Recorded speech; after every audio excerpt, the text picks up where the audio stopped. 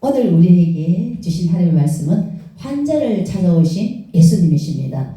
자, 오늘 이 시대에 보면은 이 100세 시대를 우리가 달리고 있습니다. 이 100세 시대를 살아가고 있는데 사람들을 만나면은 다 건강에 관심이 많아요. 목사님들도 만나면은 물론 목사님이든 젊은 분이든 간에 이 건강에 대한 대화를 굉장히 많이 나오는 게 되어지는 걸 볼 수가 있어요. 네, 근데 우리가 지금 뭐 건강을 위해서는 좋은 음식 33대 이것만 먹어서는 안 된다. 그래서 건강식품도 먹자. 그리고 운동도 하자. 여러분 이렇게 하고 있는데요. 자, 좋은 건강식품이 많이 나와 있습니다. 국민 1인당 건강지수도 계속적으로 높아가고 있습니다. 여러분 그렇지만은 정말로 우리 건강을 책임지시고 치유자 되시는 분은 누굴까요? 바로 예수 그리스도 그분이라는 것입니다. 오늘 마찬가지로 본문에 보면은 예수님께서 병자를 치유하는 본문을 볼 수가 있습니다. 우리 예수님의 치유 현장을 통해서 우리 예수님의 마음을 이 시간 함께 알아보는 시간이 되었으면 좋겠습니다. 첫째, 예수님께서는 병자를, 환자를 불쌍히 여기시는 마음입니다. 오늘 본문을 보면은 베데스다 연못이라는 곳이 나옵니다. 베데스다 연못은 이제 그곳에서는 이제 물이 갑자기 막 불불불 끓어요. 끓으면은 거기 기다렸다가 환자들이 물이 끓으면은 천사가 이제 나오는데 그 물에 들어가는 자는 무조건 치유가 되기 때문에 물이 끓기를 기다렸다가 먼저 달려가려고 준비를 하고 있습니다. 그래서 누구든지 거기에 들어가면 낫는 겁니다. 근데 오늘 본문의 이 38년 된 환자도 역시 마찬가지로 이 물이 끓기를 기다리고 있습니다. 이 물이 끓으면은 내가 들어가서 치유받아야 되겠다. 자, 이런 생각을 하고 있는데 환자는 누워서 침상에 누워서 일어날 수가 없는 겁니다. 그렇다고 이 사람 오랜 병 때문인지 독신이 됐는지 어떻게 돼? 친족도 없습니다. 가족도 없습니다. 누구 하나 도와줄 사람이 없이 그냥 누워 있는 상황인데 자기가 어그저거리면서 가려고 하면은 이미 다른 사람들이 다 들어가고 자기는 갈 타이밍을 놓친다는 겁니다. 물이 끓는 그 순간에 가야 되지. 그게 끝나버리면 들어가도 소용이 없는 거잖아요. 그래서 이제 매번 물이 끓을 때마다 기대만 하고 희망만 걸었지 정말로 이 사람은 물에 들어가서 치유를 받지를 못했던 그런 상황이었습니다. 오늘 이제 예수님을 만나는 이 시간에도 이 사람은 오늘은 누군가가 나를 좀 저곳에 넣어주지 않을까. 또 희망과 기대를 가지고 실패의 연속이었지만 오늘은 또 희망을 가지고 이 베데스다 연못가에 왔습니다. 근데 누가 나타났을까요? 예수님이 나타나셨습니다. 정말로 듣던 중 반가운 목소리 누군가가 말씀하시는데 내가 나고자 하느냐 라고 예수님이 말씀하셨습니다. 정말 이 베데스다 연못가에 있는 이 38년 된 병자에게는 최고의 희소식이고 듣던 중 가장 반가운 소식이었고 자기 평생에 가장 큰 소원이었다고 할 수가 있습니다. 그래서 내가 낫고자 하는 예수님의 물음에 질문에 한 자는 이렇게 말합니다. 7절 다 같이 읽도록 하겠습니다. 시작. 병자가 대답하되 주여 우리 움직일 때에 나를 못에 넣어주는 사람이 없어 내가 가는 동안에 다른 사람이 먼저 내려가나이다. 자기가 물이 움직일 때 들어가야 되는데 자기를 못에 넣어주는 사람이 없어서 정말 이렇게 치유받지 못하고 있습니다. 제발 주님 저를 저 베데스다 연못에 좀 넣어주세요. 사정 부탁을 하였을 것입니다. 예수님은 가장 약한 자 인간의 힘이 도저히 안 되는 그 자를 향해서 주님은 찾아가십니다. 찾아가셔서 오늘도 찾아가셨습니다. 38년 된 병자의 아픔과 기대와 소망을 알고 그를 불쌍히 여기시고 그를 치유해 주시길 원합니다. 자, 우리에게도 이 38년 된 병자와 같은 이런 경험들이 있을 것입니다. 우리가 겪고 있는 질병이든 문제든 소원이든 누군가가 이 문제를 좀 해결해 주면 좋겠다. 이런 막연한 기대와 희망 속에 우리가 살아간 그런 적도 있을 것입니다. 지금 역시도 그런 희망과 기대로 살아가는 분도 계실 것입니다. 하지만 우리가 뭔가를 의지할 때 배신당할 때가 참 많이 있었어요. 그래서 시편 기자는 기인들을 의지하지 말라. 도울 힘이 없는 인생도 의지하지 말라. 바로 누구를 의지해야 됩니까? 바로 도울자는 예수 그리스도 그분이라는 겁니다. 누가복음 18장에 나타난 길거리에 앉아서 구걸하는 소경이 있었습니다. 이 소경도 이제 어떻습니까? 소경이니까 앞을 못 보니까 거지는 당연히 될 수밖에 없는 겁니다. 근데 그게 마침 구걸하고 있는데 누군가가 예수님이 지나간다는 소리를 듣습니다. 예수님은 바로 병자를 치유하는 분이라는 이런 말을 들었기 때문에 역시도 마찬가지로 이 시간에 예수님이 지나간다는 말을 듣고는 이 사람이 어떻게 했을까요? 모든 사람들이 저리가 하지만 이 사람은 한 가지 기대, 소망, 자기 평생의 소원, 눈 떠는 것. 예수님 나를 치료해 주십시오. 나를 고쳐주십시오. 내 눈을 뜨게 해주십시오. 부르짖었습니다. 부끄러움이든 사람이든 누구든 개의치 않고 절박한 자기의 소원을 예수님께 매어달려 강구했습니다. 그랬더니 예수님께서 그의 눈을 뜨게 해주셨습니다. 어느 누구도 도와주지 않았던 그 소경 거지 예수님께서 불쌍히 여겨주셨다는 겁니다. 저와 여러분 가운데도 부모님, 친구, 가족들이 있어도 이 부모님, 가족, 친구가 내 병을, 내 문제를 해결하지 못할 때가 있습니다.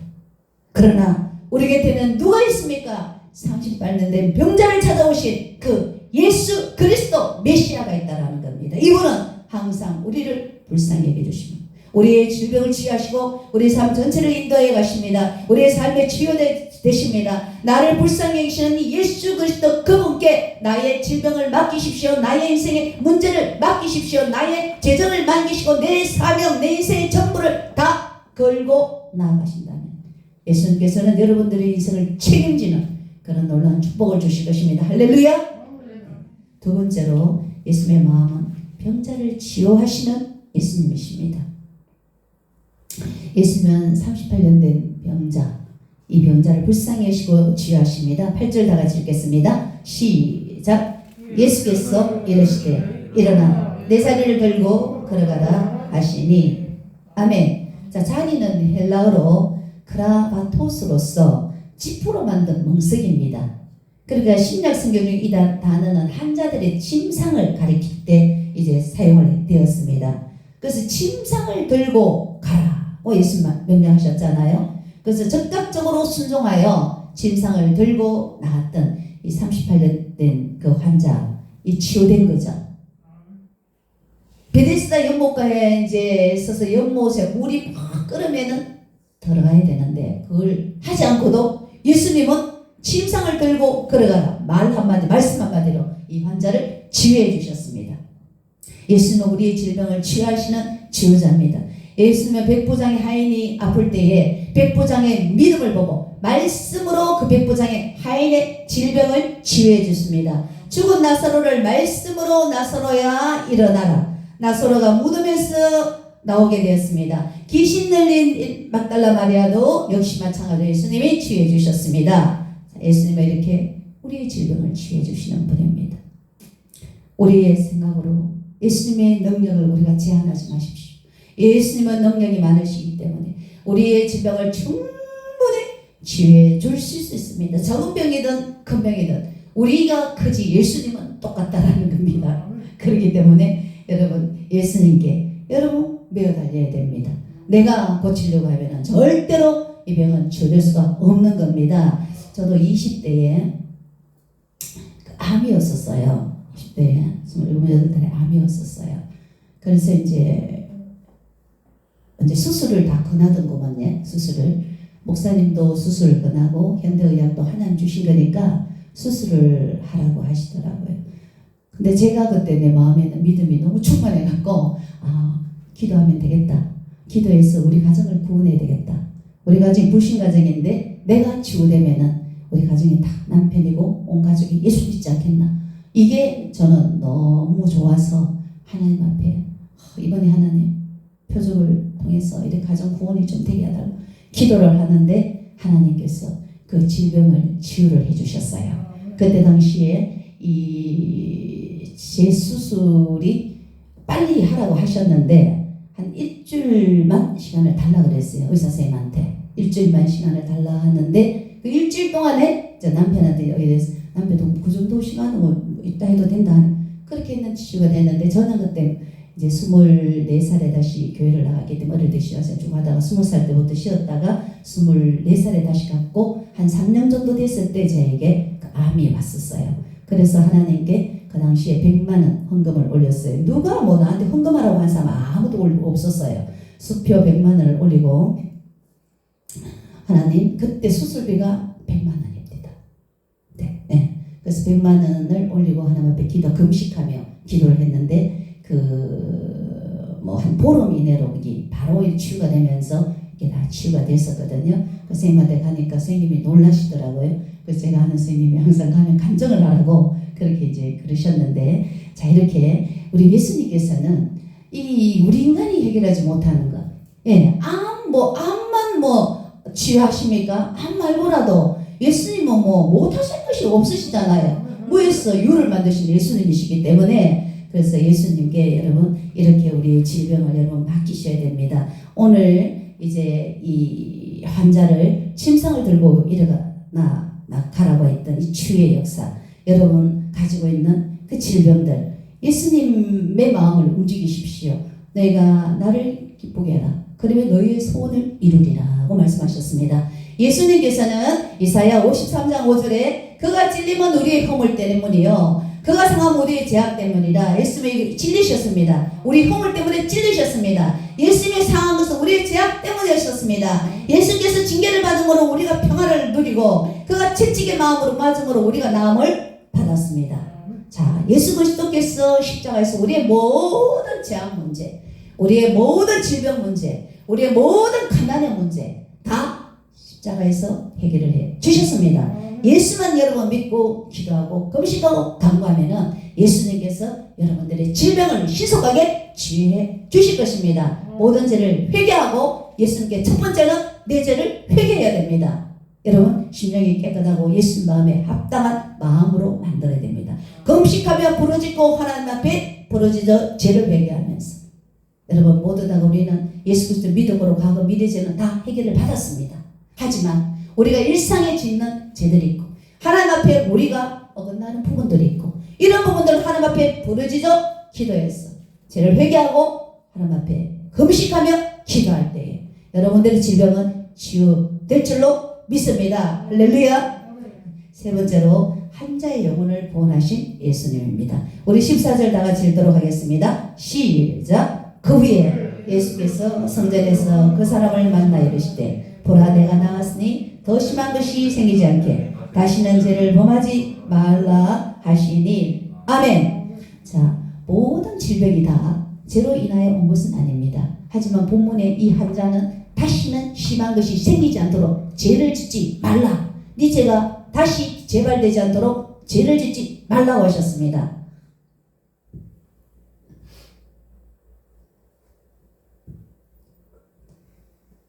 죄를 짓지 말라고 하셨습니다. 그래서 모든 죄가 질병으로 온 것은 아니지만 오늘 본문의 환자는 죄로 인하여서 그 질병이 왔다라는 것이죠. 그렇다면 이 사람은 어떻습니까? 다시는 죄를 짓지 말아야 됩니다. 우상숭배 죄를 지었던 엄난의 죄를 지었던 도둑질을 했던 어떤 죄를 지었던 간에 환자는 죄를 다시는 짓지 말아야 이 병이 재발이 되지 않는다라는 것이죠. 자, 우리가 예수 그리스도를 믿음으로 우리의 영혼이 구원되었습니다. 과거부터 미래의 모든 죄는 사함을 받았습니다. 하지만 어떻습니까? 이 병이 재발하지 말라고 했기 때문에 죄성을 가진 우리 인간에게 항상 어떻습니까? 이 죄는 우리에게 돌았다 나갔다 할 수밖에 없다라는 거죠. 그 죄를 짓게 되면 어떻습니까? 우리에게는 또 질병이라는 것이 올 수가 있다라는 것이죠. 그래서 우리의 질병의 가장 정신적인 질병 밑바닥에 어떻게 죄책감이 있습니다. 우리 인간은 다 죄책감이 있거든요. 이 죄책감은 뭡니까? 염려, 근심, 불안, 초조, 두려움, 우울증, 불면증 이런 것들로 이제 정세가 나타나거든요. 예, 그래서 우리가 과거부터 미래까지 우리의 죄가 사함받았다는 이 확신, 믿음을 여러분 반드시 가지셔야 됩니다. 이 확신과 믿음이 없으면은 우리 마음속에 어떤 죄책감에 대한 불안, 염려, 근심, 두려움이 있다라는 겁니다. 우리 일반적으로 짓는 이 모든 죄들은 예수 그리스도 이름으로 회개하면 사함을 받는다라는 겁니다.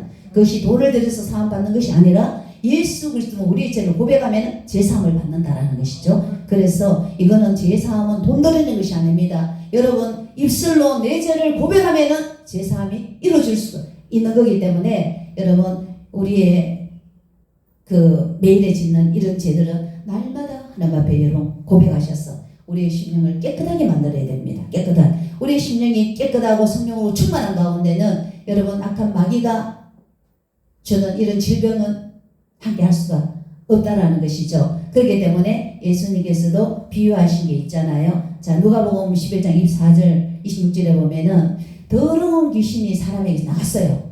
근데 물 없는 곳으로 다녔어요. 더러운 귀신이 물 없는 곳으로 다니다가 자 어땠습니까? 이제 쉬면서 이래 보니까 자 내가 나온 집으로 다시 들어가야 되겠다. 그 자기 나온 집이 청소되고 수리되어 있습니다. 그래서 7 귀신을 들고 들어갑니다. 자 깨끗하게 치유하고 됐는데 은혜 생활 안 하고 죄 짓고 방탕한 삶을 살면은 그 다음에는 더 큰 귀신 7명을 데리고 들어온다라는 겁니다. 그렇기 때문에 믿음이 약한 자들 이런 자들에게는 축사 사역을 바로 못 해줍니다. 왜 못 해주느냐 하면 아직까지 믿음이 없기 때문에 바로 축사를 해서 다 내쫓아버리면 관리를 하지 않잖아요. 얘가요. 영적인 생활을 하지 않잖아요. 명수 같은 케이스가. 그럼 이러면은 그 다음에는 어떻습니까? 7 귀신들고 들고 얘가 처음보다 더 악해져 버리거든요.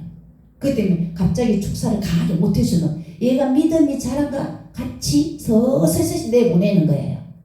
악한 영들을 서서히 한 번에 다 내보내버리면은 신앙생활을 잘 해줘야 되는데 신앙생활을 안 하고 또 2단이나 3단이나 다니고 이래저래 다니면 어떻습니까? 악약한 영들이 이제는 더 큰 것들을 데리고 들어오기 때문에 그래서 믿음에 따라서 여러분들의 치유가 되고 축사가 되어져야 된다는 것이죠. 오늘 7 귀신들이 이런 케이스가 바로 그런 케이스가 아니겠습니까?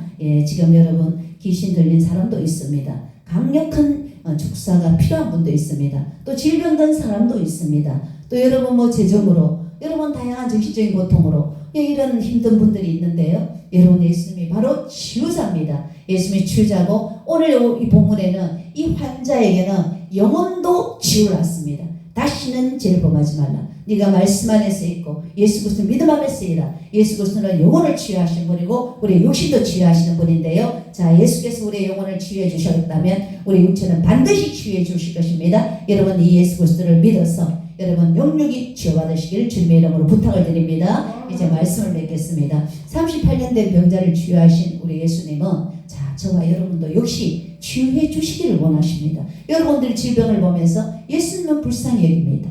불쌍히 여기는 마음을 가지고 있습니다. 여러분 예수님께 여러분 간구하세요. 여러분들 질병이 치유되십니다. 여러분의 영혼이 강건해지십니다. 이 예수 그리스도께 여러분의 질병을 맡기시고 여러분들의 모든 인생의 문제를 맡기시고 해결받으시길 주님의 이름으로 축원드립니다.